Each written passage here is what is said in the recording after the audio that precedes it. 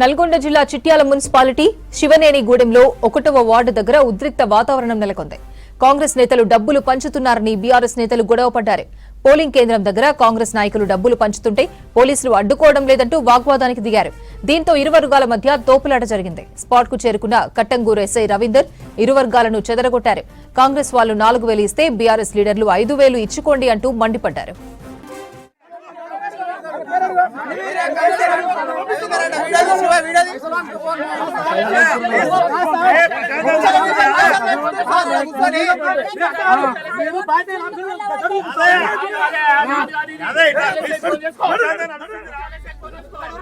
నల్గొండ జిల్లా చిట్యాల మున్సిపాలిటీ శివనేనిగూడెంలో 1వ వార్డు దగ్గర ఉద్రిక్త వాతావరణం నెలకొంది.